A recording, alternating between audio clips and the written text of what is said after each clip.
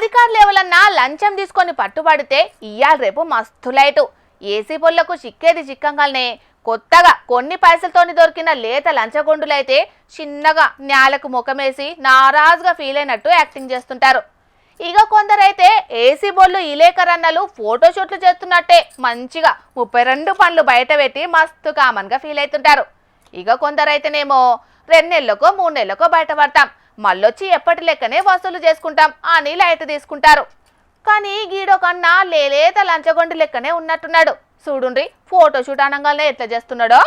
అయ్యయ్యో పెద్ద తిప్పలే వచ్చింది పోలీసు అన్నకు.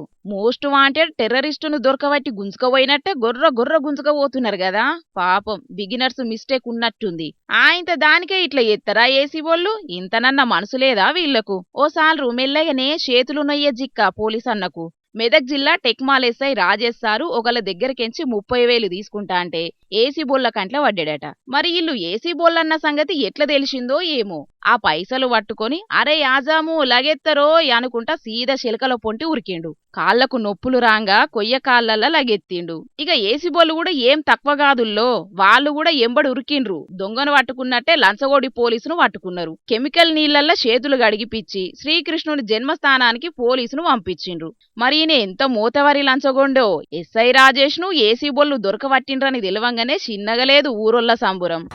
ఊరికి పట్టిన పీడ విరగడైందన్నంత ఖుషీగా పటాకులు కాల్చి జోర్దారుగా సంబురాలు వేసుకున్నారు ఊరోళ్ళు. చిచ్చి ఊళ్ళే చీగొట్టేటట్టు డ్యూటీ చేసిండంటే పబ్లిక్ రక్తం ఎంత పీల్చిండో పోన్రి. ఇసొంటోళ్ళు కాకి డిపార్ట్మెంట్కే కలంకం అనుకుంటా ఈ దొంగ పోలీసు వీడియోను షేరింగ్ల మీద షేరింగ్లు కొట్టబట్టిండ్రు వార్త చూసిన పబ్లిక్.